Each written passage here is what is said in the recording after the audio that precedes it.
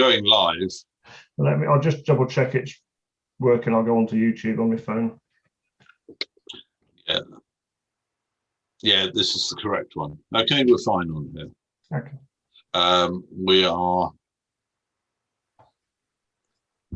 We appear to be live on YouTube. Yeah, we are. I just got an email. Okay. Good. We're good to go. David Oliver, if you would like to take it away. Okay, take it away. Good evening, everyone. Tonight we have a very interesting person, Jonathan Ornstein. Jonathan is Executive Director of the Jewish Community Center of Krakow, Poland, an organization devoted to rebuilding life in Krakow. The JCC, which stands for Jewish Community Center, boasts over 750 Jewish members, welcomes 10,000 visitors a month, and has become one of Poland's most visible signs of Jewish revival. He created Ride for the Living and Holocaust and Survivor Day, two global initiatives with tens of thousands of participants. He is a founding member of the Krakow Association of Christians and Jews, where he serves as vice president. He also serves on the boards of the Krakow branch of child survivors of the Holocaust Organization and JCC Global.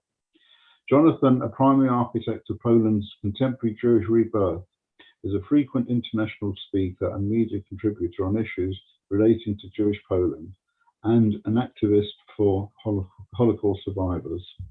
So please, when you have questions, please either write it into the chat area or raise your virtual hands. So over to you, Jonathan. Thank you very much, David. Hi, everybody. Greetings from Krakow, Poland.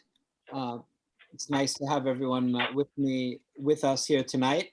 I thought that I would maybe start with a little story. The best way sometimes for us to illustrate a point is with a story. We're nothing if not a people of stories. So I'll start my story with a story. A few years ago, about 10 years ago, there were two Polish sisters in Krakow. They were a year apart, and the older sister got curious about their father. Their parents had divorced when the girls were very young, and she decided to do some research about the father. She didn't know anything about the family. They were kind of very hesitant to know too much about the family because it was not a very amicable breakup, and the father didn't have any contact. So, but she was in her early 20s, an adult, and started to get a little curious. So she does some research, they're both living in Krakow, and she does some research and she realizes that her father is Jewish.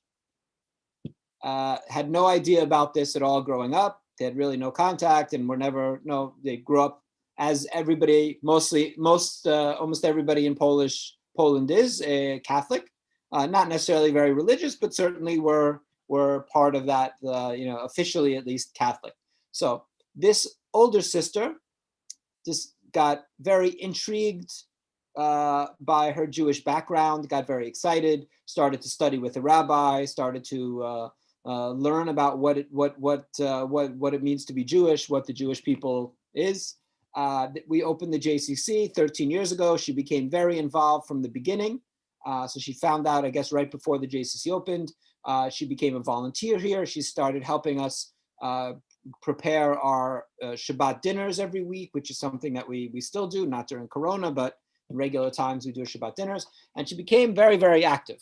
Now, her sister, not interested. She wasn't going to church. She didn't feel Catholic at all. But the younger sister, 1 year younger, just didn't see what all the fuss was about.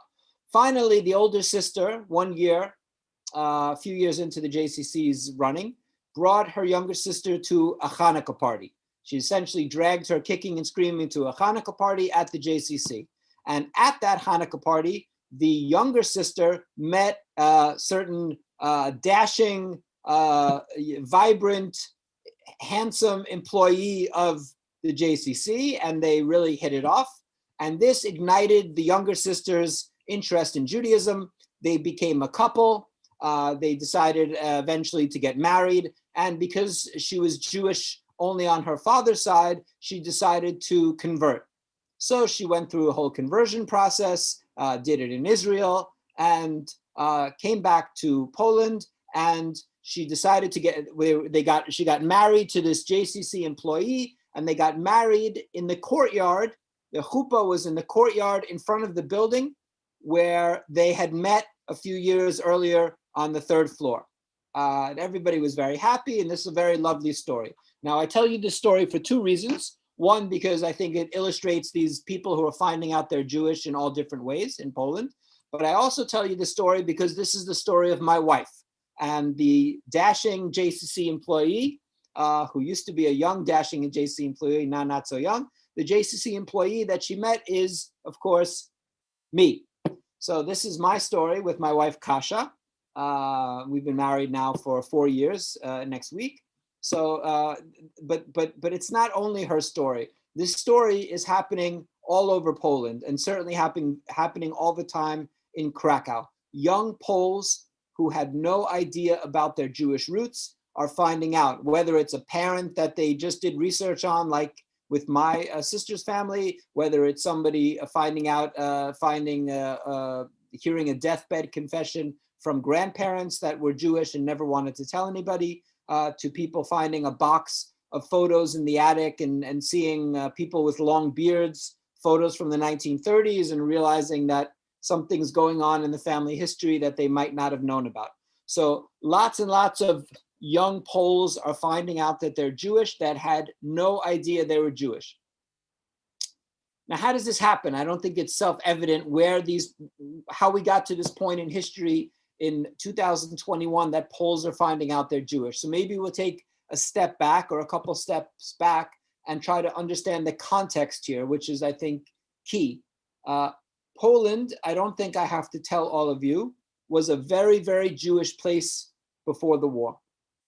We don't always realize the scope of Polish Jewish history because we are so focused on the recent history, which is dominated, of course, by the Holocaust. But Poland was a very Jewish place, and Polish Jewish history extends back 1,000 years. And at a time when other countries were kicking out their Jews from, for example, 1290 to 1654 or so, certain countries like Poland were welcoming Jews, and Poland became a haven for Jews. At a certain point in the 18th century, 3/4 of the Jews on the planet were living in Poland. By 1939, on the eve of World War II, Poland had 3.5 million Jews. Poland was 10% Jewish. Cities like I was talking with David before, whose family is from Łódź. Łódź was 1/3 Jewish. Warsaw was 1/3 Jewish. Krakow, where I live, was 1/4 Jewish. There are no places on earth, no cities on earth. I shouldn't say no places because I think Edgware is probably a lot more than 1/3. But there are no cities on earth outside of Israel as Jewish as these cities in Poland were before the war. Jews were the middle class of Poland. 60% of the lawyers in 1939 were Jewish. 40% of the doctors in 1939 were Jewish. When we think about Poland, we sometimes think the Jews were separate and only in the shtetls. Not true at all. The Jews were very much a part of the cities and very much a part of the middle class of Poland leading into World War II. On September 1st, 1939, Germany invades from one side. On September 17th, the Soviet Union invades from the other side. Poland is divided. And by 1945, by the end of World War II, the Germans and their accomplices have murdered 6 million European Jews, including over 3.1 million Polish Jews. Over 90% of Polish Jewry was murdered. Now, 90% is a very large percent, clearly. And the damage done to Polish Jewry is unthinkable and unfixable, really.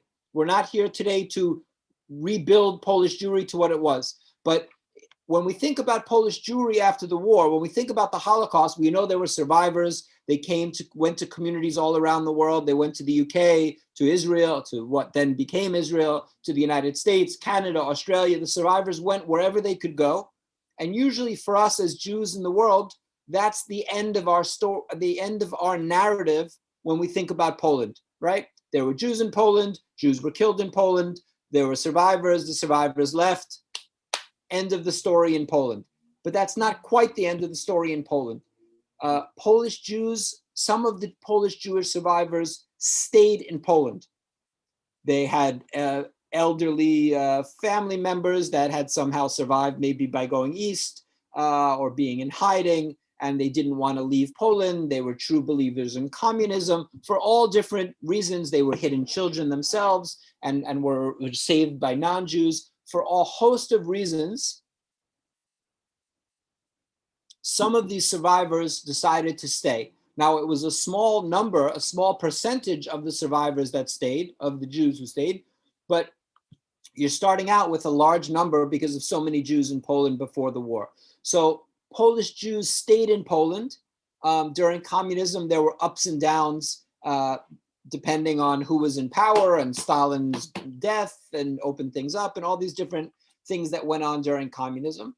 We sometimes think of life behind the Iron Curtain as being somewhat monolithic, but there were changes, and sometimes it was more freedom, sometimes less freedom, less anti-Semitism, more anti-Semitism.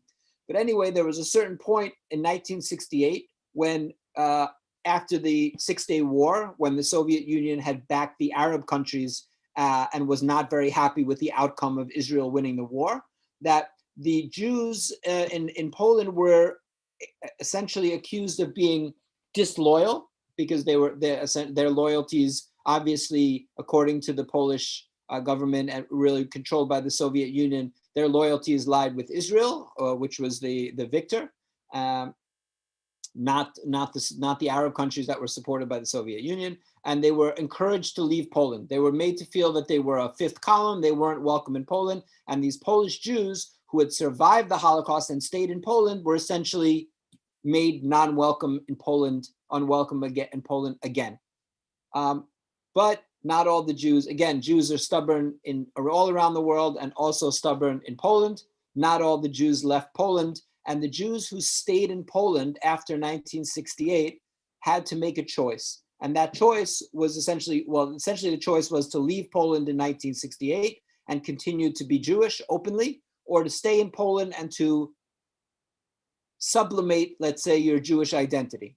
And for all different reasons, some of the Jews stayed in Poland, and they did something that our ancestors have been forced to do many times, unfortunately, throughout Jewish history. They went underground. We use this term all the time, went underground. People went underground. What does it mean? It means they changed their names. It means they hid their identities. It means that they hid any open signs of being Jewish. They didn't go to synagogues. Synagogues were really closed pretty much by then. And they also did something very, very important for our story here, which is they very often didn't tell their own children that they were Jewish. If you stayed in Poland, in communist Poland as a Jew, then you didn't want to burden your children with knowing that they were Jewish because you were opening them up to anti-Semitism. So a whole generation in the 70s and 80s were born and came of age without knowing they were Jewish. 1989, communism ends in Poland. Poland wakes up from a 50-year-long bad dream. In a certain sense, you could think that World War II lasted for 50 years in Poland. The war itself was really, of course, only 6 years, but then for 45 years after the war, they were occupied by the Soviet Union. So Poland wasn't free to look at itself. They weren't free to deal with the after effects and the ramifications of the Holocaust. Nobody really understood and looked into a Poland without Jews because it wasn't in the Soviet Union's interest for Poland to really look at itself as a society after World War II. So in 1989, suddenly Poland is free, and a country that is essentially, at least outwardly devoid of Jews, takes a look at itself. And one of the things that a newly freed Poland understands about itself in 1989 is that the last time it was free 50 years earlier, there were a lot of Jews.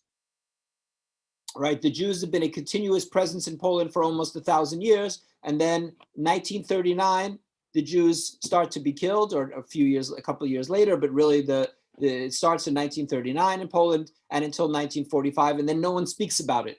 So in 1989, non-Jewish Poles want to understand their own place in the world and their own country, and they need to understand the story of the Jews. They need to come to terms with this unfinished story, this dialogue that had been going on with the Jews. Now, sometimes the Poles and the Jews got along, or the Polish Jews and the Polish non-Jews got along, and sometimes there was more anti-Semitism, sometimes less anti-Semitism, but there had been this dialogue going on for 1,000 years. And they couldn't continue this dialogue in 1989 because their Jewish neighbors had either been murdered, had been kicked out, or had been driven underground. So in 1989, these non-Jews do something very interesting, which is they start to become fascinated in everything Jewish. You have this major push among Polish non-Jews, right? Essentially in 1980, the country is almost completely non-Jewish. They start to write books, and they start to listen to klezmer music, and they start Jewish studies departments at the universities, and they open museums about the Jews, and they start Jewish culture festivals, for example, like the one in Krakow, which is the largest Jewish culture festival today in the world, which was started by two non-Jews right at the end of communism, and one of those two non-Jews is still running it. It's in its 31st, 32nd year. In the beginning, it was every other year, so it's celebrating its like 30th anniversary, but it's really started right at the end of communism in 1980, 88, 89.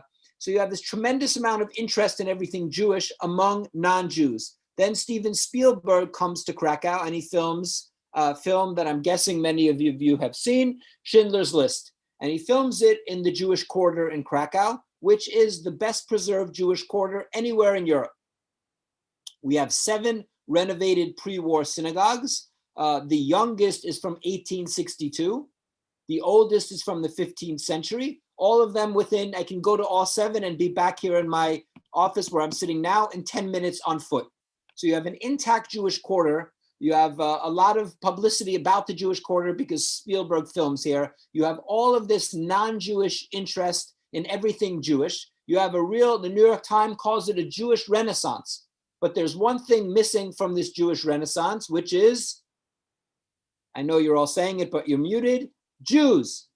I want my Jewish Renaissance and my Jewish revival should have Jews. So we fast forward a couple of years, and this is where you start to enter the story, you being UK Jewry, which is His Royal HRH, His Royal Highness the Prince of Wales visits Krakow in 2002, and he meets with some Holocaust survivors on an official trip, and on his official state visit to Krakow.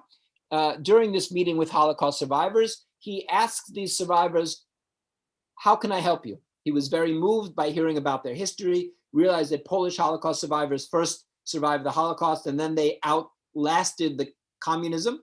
And he said, how can I help you? And they said, Your Highness, we have all these beautiful synagogues, as I mentioned. We have a place to pray. What we don't have is a place to be together like a senior citizens club.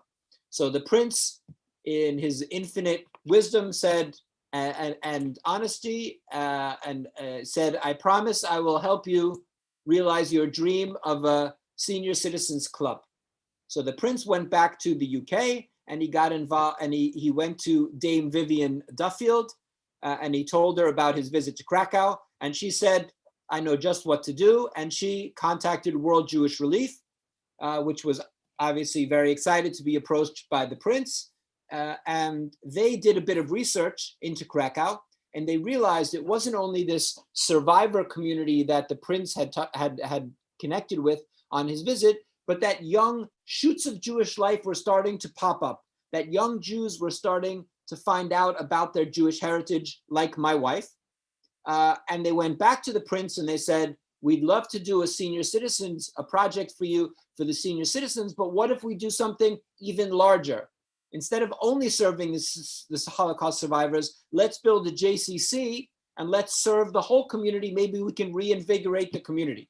And the prince said, I'm in, and he gave some money of his personal money by the way, and that they were able then to raise the rest of the funds among British Jewry, and opened in 2008, April 29th, the Prince of Wales and the Duchess of Cornwall came to Krakow and spent the day with us and opened our JCC, which has been open for 13 years. The Prince still takes an active interest. I've met with him to update him about this project, and it was called, and the cornerstone of our building says the Prince of Wales Jewish Community Center, which I think is a pretty interesting story. Without his involvement, we wouldn't have, it's not only that he's the patron now of World Jewish Relief and involved and gave some money, but it was really his idea after meeting with these survivors to have a Jewish community center in Krakow, which I think is pretty remarkable. So what's going on in our building? What are we doing?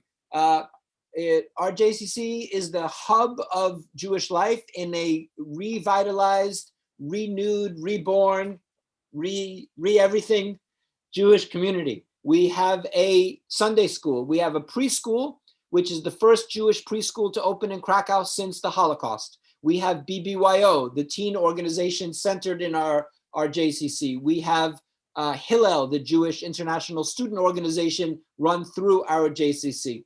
And true to the Prince's original vision, we have the center, the heart and soul of our JCC is our senior center, our senior club.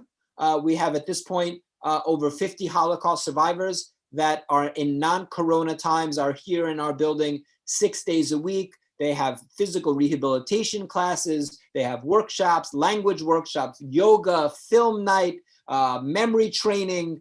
We give them direct financial support if they need it. We pick up their medicine during Corona. We took them to their doctor's appointment. We bought them all their food. We dropped the food off in their house twice a week. We did every possible thing to keep them safe during Corona. And in non-Corona times, which are just starting again, they're in our building till 8:30 at night, 6 days a week. We host Shabbat dinners here every single week. Normally 50, 60 community members. Sometimes we've hosted 250 people in the building for Shabbat dinner. During the Jewish Culture Festival, we host a special Shabbat dinner that we do outside. We had 750 for Shabbat dinner that we hosted.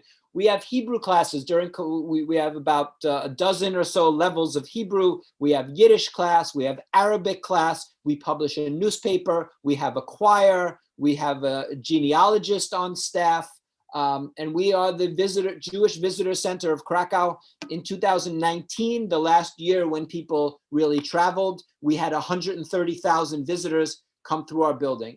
Historically, people visited Krakow to see, because we're near Auschwitz, we're an hour's drive from Auschwitz, and now people come to Krakow. Certainly Jews visit Krakow not only to see Auschwitz, but to also connect to this reborn Jewish community of Holocaust survivors, their children, grandchildren, and great-grandchildren that are forming this reborn, revitalized Jewish community. We have also, when you walk in our building, in our reception, we have non-Jewish volunteers. We have 70 non-Jewish volunteers. In our reception is a non-Jewish student, always, they're rotating, who's sitting there and who greets you when you come in. If you come for a Shabbat dinner, as so many people around the world have joined us for a Shabbat meal, the people who are taking the food and cleaning up and bringing you your chicken and your cholent and on Shabbat and all of these things are young Polish non-Jews who feel the country lost something when it lost its Jewish presence and are working hand in hand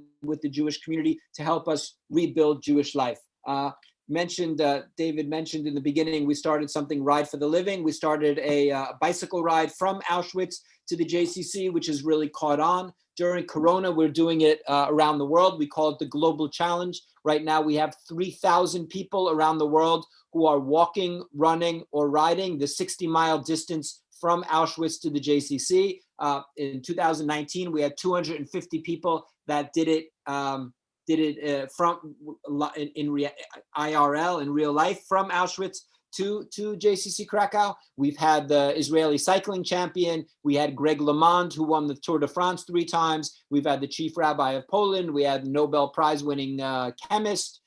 We've had all different ambassadors and many of the good and the great have joined us on this bicycle ride. But most importantly, we've had 2 Holocaust survivors, Auschwitz survivors, that have joined us and cycled with us, one of whom walked from Auschwitz to Krakow to search for his family as a 10-year-old. He's now a cyclist. He's 86 now, 86. And we ride along the same path that he walked when he was liberated as a 10-year-old. So we're very active in that. And this year, I'm very proud to say it's taking place tomorrow.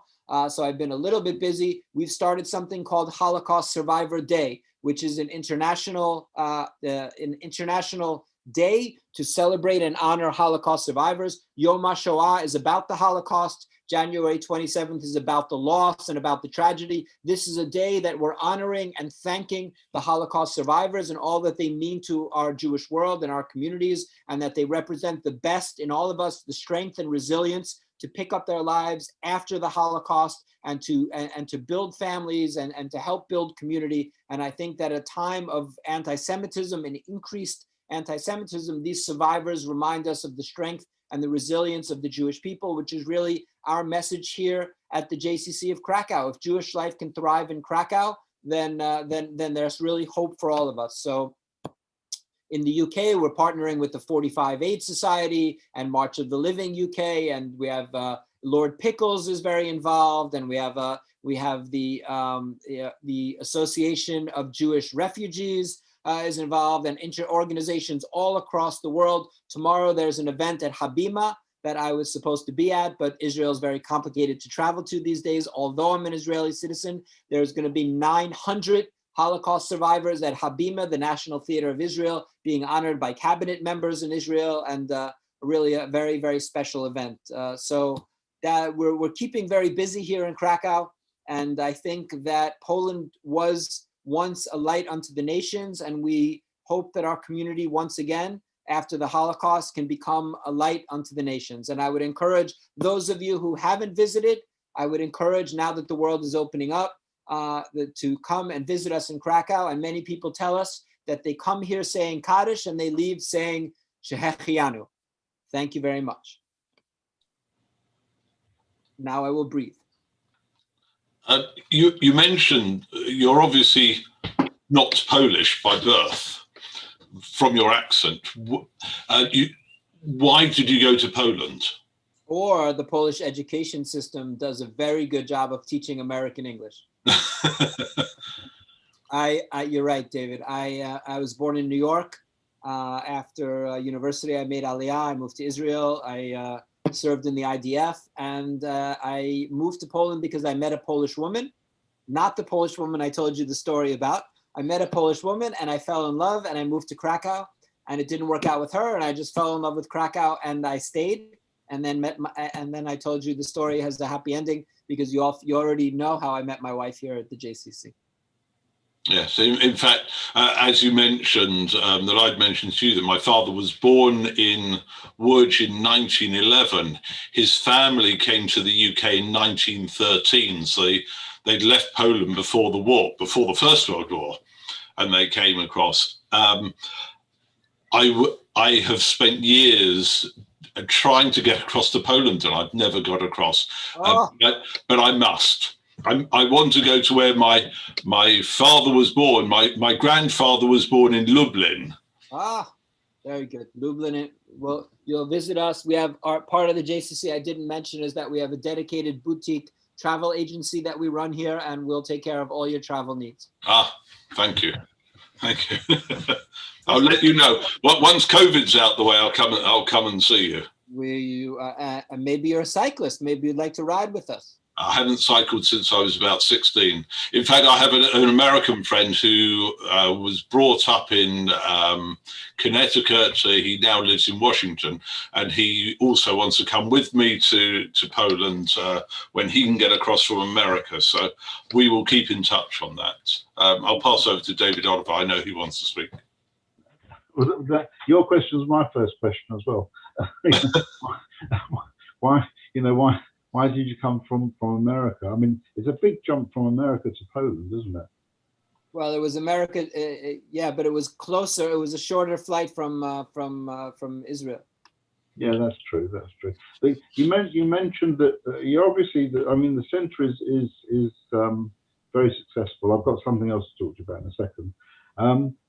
but there's obviously a lot of young Jewish Poles that are there. Are they marrying in? Well, let's put it this way. Until we opened, they were only marrying out, right? There was no opportunity to meet somebody else Jewish. So I would say that the trend is going in the other direction. It is.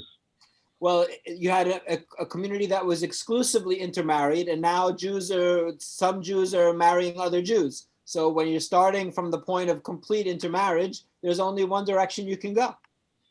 You mentioned obviously that a lot of non-Jews are involved with the JCC.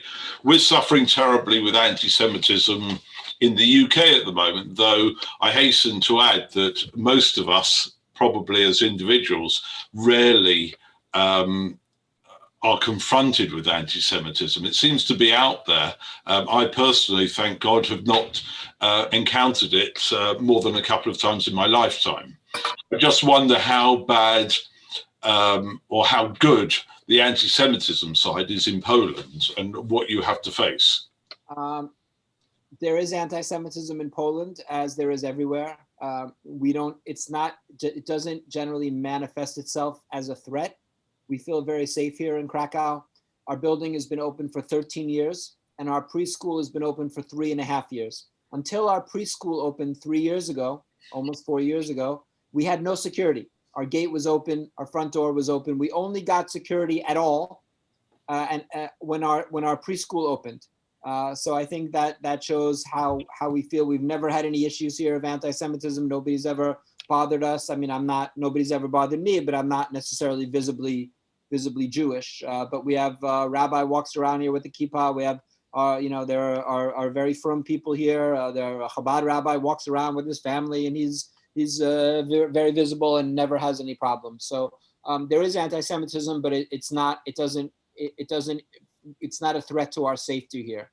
And there's a lot of, I think it's more of the type of anti-Semitism of old stereotypes. Jews are all good with money and things like that. Jews are only caring about themselves. There's not really the type of anti-Semitism that causes us to worry or causes us to feel fear for our safety. Of course, any anti-Semitism causes us to worry to some degree. Yeah. How many Jews are there in Krakow and Poland? Is the majority of Jews in Krakow? No, Warsaw is actually a larger Jewish community. It depends what we mean. I'll give you an example. It's a very tough. Usually, I always forget to say. When I start a talk, I say my name is Jonathan. I'm from New York, so you can ask me anything except don't ask me how many Jews there are in Krakow or how many Jews there are in Poland, because I have no idea and I know better than anyone, and I don't know. I give you an example. A woman found out that she was Jewish when she was 13. Right, and Jewish on her mother's Jewish, so there's no issue of halakha or any of this. She finds out she's Jewish. She has a brother, not so interested. Her mother doesn't say she's Jewish. Her mother says that her mother was Jewish. Right? She tells the daughter, "Oh, your mother was Jewish." She finds out the mother has siblings, brother and sister. Those siblings have children, right?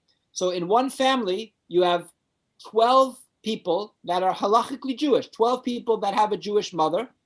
And one of them feels Jewish and stands up and says, "I'm Jewish." Now, if you ask me how many Jews are in that family, I'm uncomfortable with saying 12 because I'm uncomfortable. In 2021, we live in a world where we don't determine identity for somebody, right? Our rules say that those people are Jewish, but if they don't accept our rules, acknowledge our rules, how do we say that they're Jewish? So I'm not comfortable with saying 12 of them are Jewish, although 12 have a Jewish mother. But I'm not comfortable with saying one is Jewish because essentially through no fault of their own, they were cut off from the Jewish world and they haven't had the opportunity, or they've only recently been given the opportunity to make their way back. So the answer is, I don't know. You have a category of Jews which are like potential Jews, people that have Jewish roots, in this case on the mother's side, but haven't yet taken those steps to re-enter or enter the Jewish world. So that's essentially, when I look at that family and I say it's somewhere between 1 and 12, I don't know. That's what I'm looking at when I look at Poland. How many people have a Jewish grandparent, which is the metric that the state of Israel uses to make aliyah? and was essentially what Hitler was using, in other words, to kill people, to kill Jews if you had a grandparent by the Nuremberg laws. I would say you have 100,000 Poles today that have a Jewish grandparent. The number of those that are halachically Jewish is smaller. The number of who know about it, who will get involved, who will stay involved, are all of this. But the potential is there. So I would say in Krakow today, the number is a few thousand, and in Poland today, up to maybe 3,000 or so, and maybe more. And in Poland, I think the potential number is up to 100,000.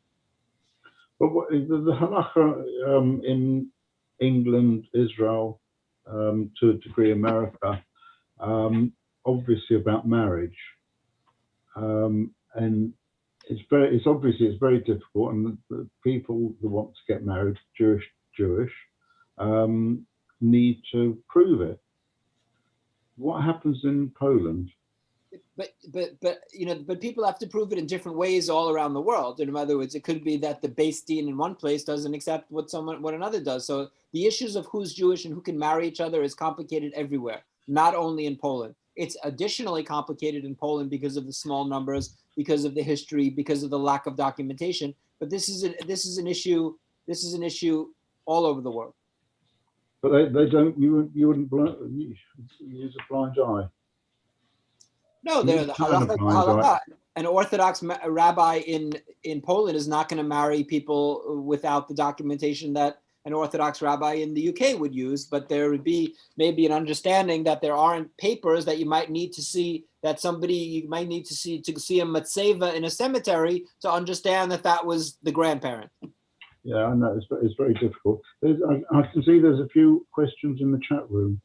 Oh, good. Phil, can you see them? I can, yeah. So some of the comments from Sebastian, but there was, so Patricia Brody had said in 2015 with her two children that they toured Poland researching her father-in-law's birthplace, and that included staying in Krakow, going to shul on Shabbos, and dinner at the JCC, which impressed us immensely. So, very nice to hear. Real life example, Jonathan. It was lovely to hear. I think at the moment, though, yeah, the rest of them are posts from Sebastian with information related to what Jonathan was talking about for everyone to follow the websites. Well, please look in the chat room because it takes some interest I think away. Martin has a question. Who has? Well, it's not Martin, but it's Martin's camera. It's Martin Brown. Yeah. Martin Brown's camera. Yeah. I've just unmuted. If you want to unmute. Okay. Yes. Can I just ask you, my father and his family came from Ravarushka, which was in the province of Lvov, which is now under Ukraine. I have his family address, but on research, I find that address no longer exists. So it sounds reasonable to me that the Russians, or subsequently the Ukrainians, changed the name. How can I find out what the current name is? Because it is my intention to go there. I've spoken to the chief rabbi of Lvov, and there's a way of arranging a trip. And there's a group that goes once a year when they're able to, and they meet on the outskirts of Lvov, and they go into Ravarushka with a police escort to say Kaddish there. But I would like to identify this road. I any idea what I can do? I would think that your contacts in Ukraine would be the best bet for that, the rabbi of Lvov, or you can send it to me and I can try to find somebody to help you with that. Oh, thank you very much. I thought I would write to the consulate, the Ukraine consulate, but I don't know if they would be interested in anything like that. No, I would utilize the Jewish resources at your disposal before the Ukrainian consulate. Right. Okay. Thank you. Thanks a lot. Do you know anything about that area at all? I mean, I know a little bit about the area. I've been there. I mean, I've been to Lvov. My wife's grandmother is actually from Lvov, which was, of course, a very, very Jewish city. Krakow is architecturally very similar to Lvov. Lvov was like the capital of Galicia, and Krakow was the second city. So now Lvov is like a grander, a bit more decrepit version of Krakow, which is, Poland is in the EU, Ukraine is much poorer. So yeah, but it's a very beautiful area with a rich Jewish history. Well, many different ways. You said they have a Jewish travel agency from that. So yes, you have a travel agency, you say. Are you able, in your travel agency, to arrange travel to... Yes, yes. The thing, though, it's probably... the border is complicated. It takes a long time to cross the border. So sometimes it might even be better to fly to Lviv from the UK. Just because you then avoid having to cross a border with trucks and people waiting hours and stuff. Right. But yes, we can help you with all different types of travel to this area. Yeah. Oh, great. Thank you very much. Thank you. Okay. It's interesting. Sorry, David. Okay. Can I just jump in?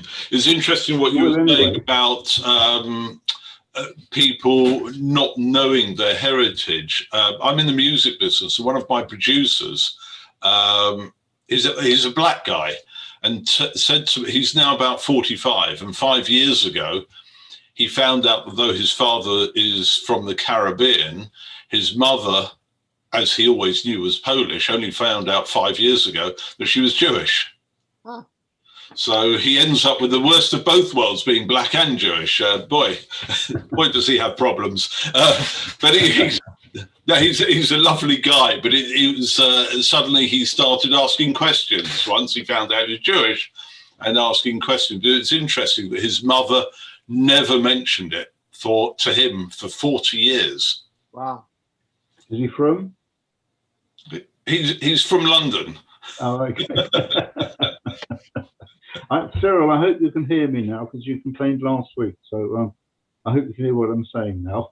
A friend of mine, a very close friend of mine, Victor Hudlin, was on the March of the Living a couple of years ago. And he asked me to ask this question, actually. And he went to your centre in Krakow, which he thought it was incredible. He couldn't get over it. And he should have been here tonight, but unfortunately he can't be with us. But the question he asked me to ask you, and he said, do you really believe that there really is a future for the Jews in Krakow and Poland, and to what extent? Yes, I really do. Krakow is a country with a long Jewish history and a long, complicated history of ups and downs, with a very bad is putting it in a banal sense. I don't mean to be, with a horrific period involved. If the Jewish people is anything, it's not a slave to its past, right? You have Jews thriving in Berlin, right? The moment they open up Dubai, all the Israelis fly over to Dubai, right? As all this talk, for all our talk about memory and all of this, we're a very pragmatic people, which is why we're sitting here and talking today. Despite all the anti-Semitism and everything, right? All the other people from the Bible are gone, right? You're not running into any Jebusites and Amalekites and the rest of them, right? There's something built into our DNA. Maybe it has to do with the Almighty. Maybe it doesn't. I don't have an answer to that. But there's something built into us that allows us to be here. And I would say that a lot of that is our adaptability and flexibility, right? When it's good somewhere, we do well there. If it's not good, maybe we get out. Maybe it doesn't end well for us. But we always are able to find our place. We're not burdened by history, right? We use our history, but we're not burdened by it. Right. And I think that if Poland is a good place for Jews and continues to be a decent place for Jews, then Jewish life will thrive here.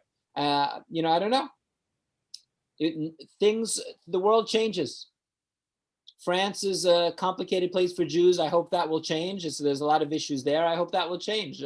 Ukraine, Jews are leaving Ukraine and coming to Poland. 1/3 of our students in Krakow are from Ukraine. Our strength as a people is that if we're tied to anything, we're tied to a book, which you can pick up and bring with you, and we're not tied to property. Although saying that in London, so many maybe people, the property developers, but seriously, that's our strength as a people, right? When the second temple was destroyed, for many other people, that would have been the end of the people. But in some ways, that freed the Jewish people to become something greater than it was when it was only in one place. So why am I getting this whole big philosophical answer about this? Is that who knows? Who knows? Poland is a place of a rich Jewish history. At one point, think about this, when there officially wasn't one Jew living in the UK for hundreds of years, this was the center of Jewish life. If you would have said, oh, Golders Green and Edgware and this and all these places are going to be a center of Jewish life, and Poland will be, a cemetery for a certain period of time, that would have been unbelievable at that point, right? The world changes. The world changes, and if anybody is able to adapt, it's us. So we'll see. There are Jews here. There are people finding out about their Jewish identity, and we owe it to them to reach out and to toss them a lifeline and to pull them back into the Jewish people if they want to be pulled. If they want to stay here, I'll help them here. If they want to go to London, then I'm going to give you a call, and they'll come and join your synagogue. Wherever they want to go, but this is our strength. And we as Jews don't like when others tell us where we shouldn't live. And we Jews should be careful to afford the same courtesy to other Jews.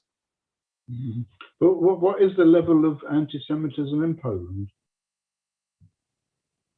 3.7. No, how do you do? What is the level of anti-Semitism? I don't know. Let's put it this way. If I put on a kippah and I walk around Krakow, I would feel safer than if I put on a kippah and I walked around London. Now, I don't know if that says good things about Krakow or it's being negative about London, but I don't know. I don't know what to tell you. It's hard to say. I as a Jew, feel very safe here.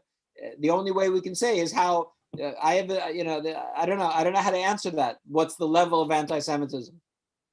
In between Paris and Tel Aviv, I don't know. No, but I mean, we're having that at the moment. The anti-Semitism here is growing like crazy. I mean, obviously, when it was the Israeli war a couple of weeks ago, that brings everything up, which is just a normal thing that happens. But it seems to be getting worse and worse each time. It gets worse and worse and worse. We've had Israeli, for every Israeli speaker we've had, or every Yom HaAtzmaut celebration we've had in our courtyard in a busy place, waving Israeli flags, we've never had any problems or had to have any extra security. So considering you don't have an forget about anti-Semitism, maybe we should really say how much anti-Israel sentiment is there in Poland compared to other countries? Very little. Because how much spillover is there? In other words, I would rather live in a country where there's a little anti-Semitism and no anti-Israel sentiment than a country that says that there's no anti-Semitism but is very anti-Israel, because it really spills over and becomes anti-Semitism. So we feel very good here is the short answer to your question. Yeah, because when you go back, obviously to the Second World War, I don't think, I mean, the problem with anti-Semitism in England, yes, you've got English anti-Semites and so on, but it looks to us that the anti-Semitism stems from Muslims, basically. Okay, I mean, I might be killed about that, but it seems to be true. We've had marches against us and all sorts of things. But in Poland, in my mind, I also had Polish grandparents, but can't quite remember where they came from. But the Poles themselves, there was anti-Semitism going back a long way, and then during the war, the Poles were Nazis. They were as bad, if not worse, as Nazis. And that's a statement. I'm gonna have to interrupt you and say that's an incredibly incorrect statement that you're saying. Not a little incorrect. A startlingly incorrect statement. Which one? I'm sorry, continue. No. I want to know which one it is, because I've been the Poles were like Nazis is a statement that I would encourage you to do a little more research and not base things purely on anecdote. The anecdotes are also that the Jews are killing babies in Gaza and things like that, and we don't like We don't like when others say things that are anecdotal about us. So we should be very careful not to say a country that lost 2.5 million Polish citizens killed by the Germans. Poland was invaded by Germany and taken over by Germany. So to equate Poland with Germany is, I think, a terrible statement, to be honest. And I apologize, nothing personal, okay. but it's I don't disagree. It's a terrible thing to say. But when I certain thing, and I think it's within our, let's say, our British people, Jews. I was taught that this is what I learned, that when the Jews came back in 45, and a lot of them came back into Poland, and they went back to their original homes, and then they were killed because they didn't want to give the houses back to them. Now, I'm sure that happened once or twice, but is it once or twice?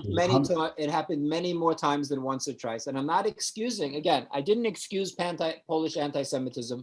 I'm not saying that Poles didn't do many bad things to Jews during the war, and they did some good things for the Jews during the war. Absolutely. As well. I'm not trying to say that. I'm just saying the statement of equating Poland with Germany is a very, very dangerous, incorrect statement. If you want to say Poles should have done more during the war, I agree. You want to say there was Polish anti-Semitism and Jews were often, I wouldn't say once or twice, as you said, often killed when they came back after surviving the Holocaust, which is terrible. Absolutely. I'm just saying strictly that the war was caused by Germany that invaded Poland, and there was a complete breakdown of society, and some anti-Semites took advantage of that and did horrible things to the Jews. But I'm just saying, we can discuss what the French did, what the Dutch did, what the Polish did, what everybody, all of that, but just say the Nazis were the Nazis. And we're giving the Nazis a break. We're letting the Nazis off easy if we don't keep them in their own category of German. The Germans were the Germans, and everybody else should have done more and could have done more and this and that, and we're good to the Jews and bad to the Jews. Everybody else we can discuss, but keep the Germans in the category of the Germans, because the reason we had the Holocaust and the reason we had the war was because of one country and one country only, Germany. And we as Jews have to be careful not to give the Germans a break on that one. Okay, because I was amazed when you said, when you first came in, for 10 years or 13 years, that you had no security. Yes. I mean, every shul now in England has got, so I know we never had security. Yes. Didn't know what security was. You could walk in and out of a shul. The world changes. The world changes. You talk about what you grew up. If I said to you, Yeah. what did your parents tell you to eat for breakfast when you were a kid? Right? It was, when I was a kid, I don't know, have steak and eggs for breakfast every day. Our knowledge increases, right? Our knowledge increases as we, right? People escaped from the, right? Couldn't get out of the East End fast enough. I bet the real estate, I've been recently around, what is it, Shoreditch? I bet people that couldn't get out of there fast enough wouldn't mind of hanging on to the property in Shoreditch these days, where I went and stayed in a hotel. That was the hippest place that I've ever seen. So the world changes, and we as Jews, the point I'm trying to make, David, is that the world changes, and we as Jews are particularly good at allowing the change, right? We accept that the world changes. There are changes in many walks of life. It is not just Jews and the shuls of Britain that have changed. If you look at 10 Downing Street 50 years ago didn't have a fence at the end of the road. People could walk down it. Downing Street is not Jewish. They have security. The security around all forms of public building is evident all over the country and all over the world. That is the world we live in. It's not just Jews who are threatened. It's society, unfortunately. I agree, but to be honest, almost every synagogue in Europe has security, and I would say 95% of churches around Europe don't have security. So there is an aspect that's particularly Jewish to the danger and the threat. Mind you, in the UK, we have far greater attendances in the shuls than they have in churches. Significantly. Yeah. By the way, we've had a question come in, by the way, on the chat. So from Bess Robertson, is there any way I can find out my great-great-grandfather's given surname? He was given the name Tax once in the UK, but cannot trace any further back due to the change of name. Yeah, you'd have to have a lot more information than that, though. In other words, where he's from and things, So, but sure, it's possible to figure that out, but with a lot more information. Who knows what the person at the border office was thinking that day and decided to, Gave him the name Tax. You think his initials are HMRC? I hope. I hope he chart. What profession? I'm thinking tax. Do you have a choice with what line of business you go into? I'll unmute you, Bess, 1 second. There we are. If you want to unmute, you can do. Who's that? There we go. We can hear you now. My internet is slow. Can you hear me? Just about. Just about. Okay. I'll stop my video to allow the. Right. I've been on the Jewish Gen and nowhere can I find the name Tax. It wasn't related to any business. And my father said it was a long name, but he couldn't remember it. And all these people have now passed.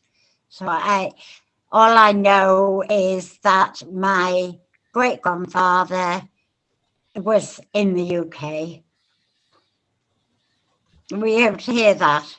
Yeah, I think you would have to know where they were from. For example, if they were from a small village, if you knew the name of the town, then you would go and try to find some access to birth records or death records or marriage records, something from that town, and look at names that start, you could guess what the Polish original might have been, Takszowski or Taksowski or something with TA, and just look to see what that name might have been shortened from.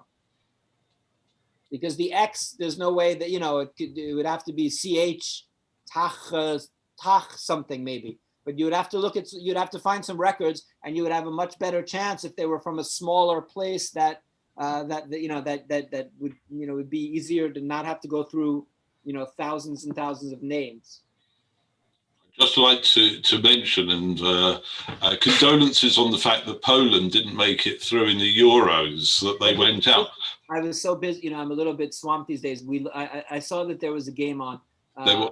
Yeah. The good news for you is that Germany are losing to Hungary, and they're likely to go out as well. So, it's less. For me, it's less about who I'm rooting for and more about who I'm rooting against. And considering my latest flight problems I have with Lufthansa every time I fly, I particularly always root against Germany. If not for the history, then for the state of Lufthansa. Yes, we often think that way here. We look at how other teams are losing because we support Tottenham and they always lose. So we like everybody else to lose. So you have to bring that up. We've got enough information. Yeah. Can I just read something out that it was in? I think it's an Israeli English paper. It's talking about Poland, and what it says, I'll read it out. Several children in Poland toppled 63 headstones of Jewish graves because they wanted to use the slabs to build a fortress, they told police. The group of 5 12-year-olds have been working on the project for several days at the disused graveyard in Wrocław in western Poland. Gazeta Wyborcza reported Thursday. Police stopped them overhearing hammering noises on Wednesday. Some of the headstones were smashed, others were partly damaged and knocked down. And then he goes on to say, in eastern Poland, a headstone from a Jewish grave that was used decades ago as construction material in Krasnik. Excuse my pronunciation. I'm sorry, can I just ask you, you're just Googling bad news about Poland to ask me about? I'm just trying to be clear. That's part of it, but also it then says a good thing. And it says in southern Poland, the city of, I'm not trying to pull Poland down, but this was an Israeli paper.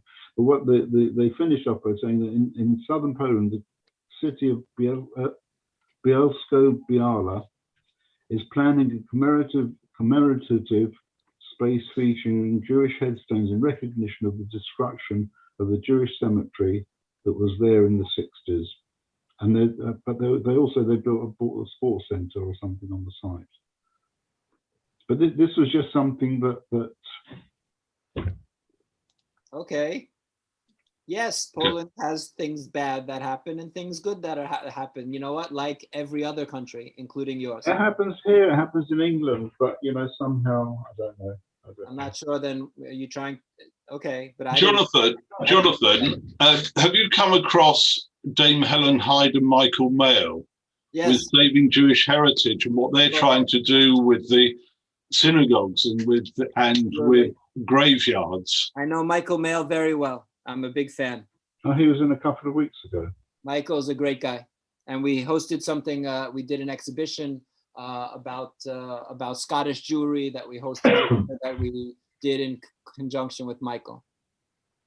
Yeah, it was a very interesting chat on how they're trying to save Jewish heritage. Absolutely, and working with the cemeteries and with the synagogues, and they're doing that, and it's and obviously Poland is one of those countries, no doubt, they're looking at. Yeah, there's a lot of Jewish heritage here. The country was 10% Jewish before the war, and now has just whatever the number is of Jews. So it's a lot. It's a small amount of people trying to take care of a lot of Jewish heritage. I mean, I think maybe the way to look at it, I don't know how many of you are involved in business in any sense. Probably to some degree, people are always a little bit involved, but maybe the question is, the people today, young people today in Poland, young Jews in Poland feel that they have a lot more opportunity as Jews than their parents had. And do young Jews today in the UK feel optimistic and that they're living in have more opportunity in the community than their parents do? This is the way that I look at things. I don't always look at, the pure numbers. I try to look at the direction and the trajectory that things are going. And by any estimate, Jewish life is increasing in Poland. It's getting easier, safer, and better to be Jewish. Again, maybe not this year versus last year, but overall, over the last 20 or 30 years, there's been remarkable growth and remarkable progress. And I think it behooves us all as Jews not to only try to see Poland through the prism of anti-Semitism and through the prism of the Holocaust. There are plenty of bad things that happen everywhere on all different Jewish communities, but at the end of the day, one of the most remarkable stories in the Jewish world today is the rebirth of Jewish life in a place that has seen so much death and so much tragedy. And this story belongs to all of us as Jewish people, to so many of us who come from Poland, and it is in our interest to try to help that grow, to nurture that, to water that, so that the Jewish community in Poland, not that it becomes what it was before the war, so that it has a chance. And there are good Poles and bad Poles, and we're trying to work with the good ones, like there are good people in any and bad people in any country. And we have to try to avoid stereotypes and try to avoid saying that I remember 40 years ago hearing these things about Poland. When I was a kid, I heard Polish jokes all the time. All different Polish jokes. Then I came to Poland and I was teaching at the university, and I have students that speak 5 languages and are getting 3 master's degree at once. And I was like, wait a minute, in Poland, you know who they're laughing at? Americans. In Poland, they're telling American jokes. So we should really, if we as Jews don't like when we're the victims of stereotyping, we should be doubly careful not to do it to others, including Poles. Absolutely. In fact, sweeping generalizations are just more negative than anything else. And in fact, you're doing a great job there. And I think that I'm one of those people who like to believe that it doesn't matter how much bad is out there or negativity there is, to look at what there is that's positive and look for what is good, because that's what gets us through life. Absolutely. We have to be, if you're Jewish, by definition, you're an optimist, but because by any logic, why would we continue being Jewish? All the persecution and all the terrible tragedy, there's an optimism about being Jewish that we can sometimes forget. So you are an optimist, assuming that you're Jewish and you're on this call, you're an optimist. But we also like to complain. Of course. Well, true. We like to complain. We seek out something. If we've got nothing to complain about, we complain that we've got nothing to complain about. We complain about it because we know that we're going to move forward and we know that we're going to continue. So it gives us a little bit of a release to complain. Yeah. So. But we've survived for 2,000 years, 2,500 years. And we're still here, which is that in itself is a miracle, isn't it? We're still here in London, and we're still here in Poland. Yeah. Yeah, which is. So, David, it's now well past our It's finishing. 9:15. Yeah. I told you that I will go all night. Well, are there any more questions out there? There's no more questions. I'll say someone put a comment on just around they found the Jewish Museum in Warsaw very helpful with the genealogy section, so that might help perhaps others if they're looking to do some research. Oh, I think Helen seems to have even. Helen, I'm trying to find Helen. Yeah, I can find Helen. Okay, I'm muting now. There you go, Helen. You should be able to unmute. Oh, there you go. Hi, my daughter-in-law. Hi. We're just phoning from Israel. My daughter-in-law wants to ask a question. We came on a bit late. I'm sorry, but you know my Israel. Noga, go on. Hello. Noga. Go on. Ask ask away. your question. Noga, ask your question. Hello. If you be quiet, I can ask. Hi, good evening. I wanted to ask something. I think a year ago we traveled to Krakow, and we went, which is a beautiful city, by the way, and we went to the Jewish Museum in the Jewish Quarter, I think. And I was so surprised that the people that work there, she was, I think, a student. She asked us, you know, in the entrance when you go in, you need to put a tag in order to go, that they say that you paid. And she asked me to put a yellow tag. And I was in shock. I thought, you know, someone that working for the Jewish Museum supposed to know a little bit about the Jewish yellow tag and the history of the Jewish people in Krakow. Yellow sticker to show that. Yeah, we were supposed to wear a yellow sticker to show that we paid for the entrance, and she asked us to put the yellow tag. And for me, it was like the most shocking thing. Because as far as I know, it was always there was a white sticker with the right, but no, it was yellow then. Definitely, for me, it was like, you know, I'm a Sephardi, but my husband's family is coming from Warsaw, and some of his family been to Where? Krakow. Yeah, Where? Krakow. We're from London. No. Where? Where's your mom's family? Warsaw. Where they in? Oh, they were in Birkenau. In Birkenau. So, you know, for me, it was a shocking thing, because how can someone that worked in a Jewish museum ask a Jewish person to put a yellow tag? When they could have chosen There was any other so color. many other color. Yes, they could have What's chosen another interesting color. I for agree. me, because I know I'm an Israeli, a very proud Jewish, very proud Israeli. Wherever I go, I'm not afraid to say that I'm Israeli and I'm Jewish. Maybe because I was born in Israel.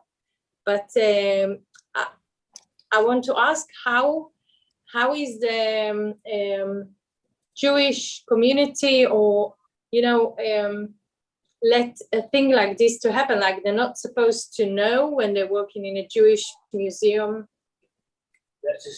You're asking me as the director of a different institution how I allow a museum to have a yellow sticker. Is that just so I'm clear? Yeah. Your question? Yeah.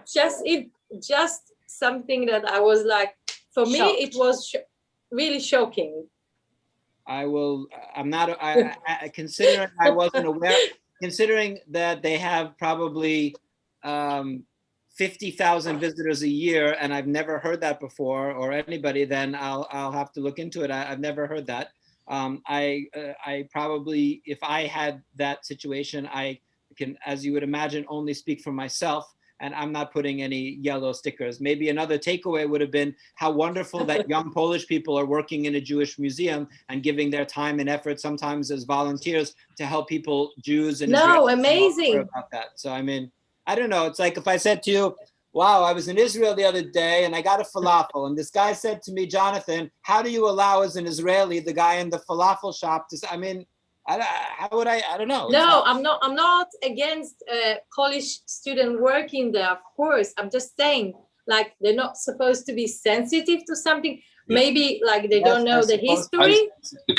No, it's the manager. Could I just jump in? Because I think Of that course. some of the time we find that Jews can be oversensitive and see anti-Semitism or signs of it when it really isn't there. Possibly a yellow sticker. It wasn't a yellow star. Had it been a yellow star, then I could No, understand. it was a But yellow if it's sticker. just a sticker, It wasn't a I star, think it was a given ring. in It was a yellow quite innocently, without thought and certainly without malice. I would have thought they're not going to be doing that. No, I'm Just- thinking I about think it's just Was it being. a think- yellow I think- sticker you're upset about? it's not it's not that. Listen, I'm a Sephardi. I had nothing to do with the Holocaust, Maybe but it's a for yellow, me, it wasn't a star, it was just a yellow sticker you're upset no, about? but she said put the yellow tag. What I didn't, okay.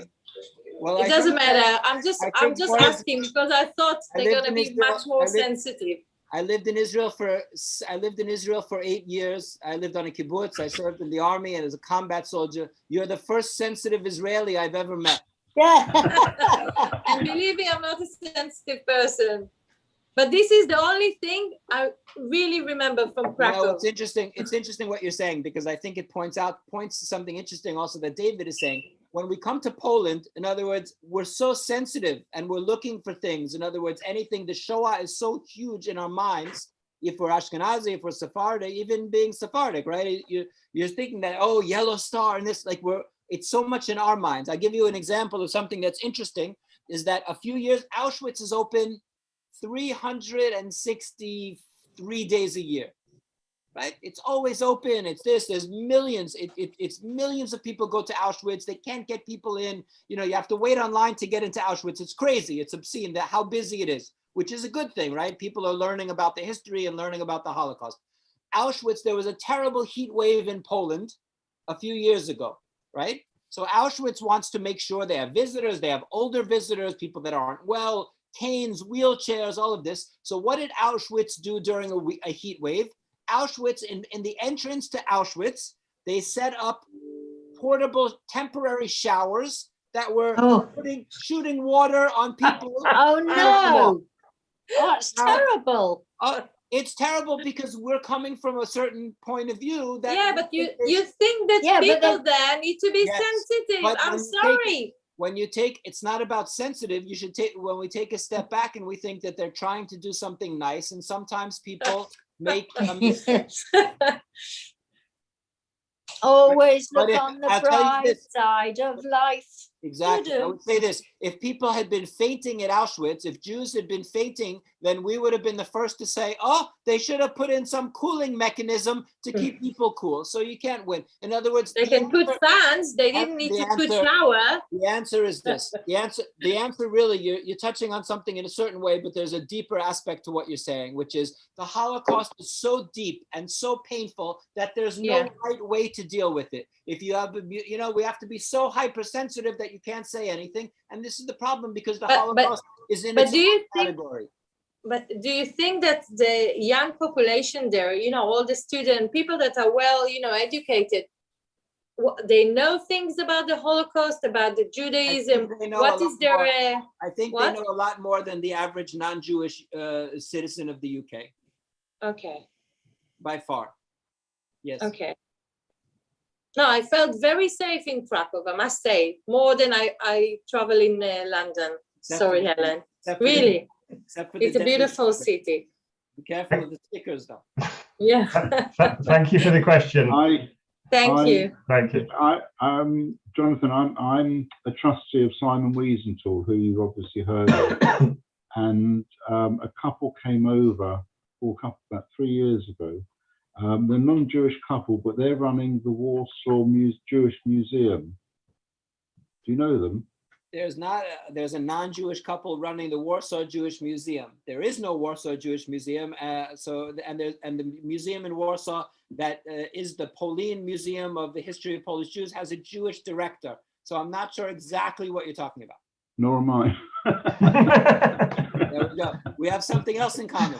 But maybe it was a Jewish centre. I kept in touch with them for a short time. They're very nice. I'm not sure what you're talking about, though. But so what? You mean the Auschwitz Jewish Center? No. It's in Warsaw. They lived. Okay, then I don't know. Then I'm not sure. And it was quite a big project there. Anyway, it doesn't matter. I think David, it's 20 past 9 already. Well, actually, no, I don't. You don't what? Oh, I do. Okay. Jonathan, I know that you would like to stay here all night. Oh, yes. And I would happily talk to you all evening, but I know that people are thinking about other things. We're concerned citizens here in Edgware. It's a different life here. It's much slower. I'd like to thank you. Very interesting. And I wish you continued success there. You've had 13 years. May you have many, many more years there. And enjoy your life in Poland and wherever else you travel to. And I look forward to coming there one day to see you and to see Krakow and finally getting to Łódź as well. And if not, Lublin as well. So at some point, and I'd like to thank everybody else for being here this evening and joining us. David, we have somebody called, I can't remember her name, on next week. David will tell you about her. Deborah Levison, talking about her book, The something or other, The Cage. It's called The Crate. Oh, The Crate. No, sorry, The Crate. It's called The Crate. It's a story of war, murder, and justice. It's supposedly a fantastic book, and she's a very, very good speaker. Very, very good speaker. So, Jonathan, if you want to listen in, she's from Connecticut, I think. Well then. Well, that's near where you live, wasn't it? Somewhere. It's all relative. Yeah. Big country, America. By the way, David, it's not supposed to be a very good book. It is a very good book. No, yes, she won a something or another. Well, you can find She's won 7 awards. She's won 7 awards for it. Yes, no, she's a very bright person. Very bright. As most Americans are. Some of them, yeah. It was a real pleasure to see everyone in Krakow. Thank you very much. Thank you, Jonathan. Take care. Be well. Thank you. Be well, Thank you, everybody. Jonathan. Come visit us. Thank you. Thanks a lot. Have a good night. And thank you. I'm going to end the live stream. Yeah, you end the live stream, David, and then I'll set it so people can. Okay, if people want to unmute, you now have.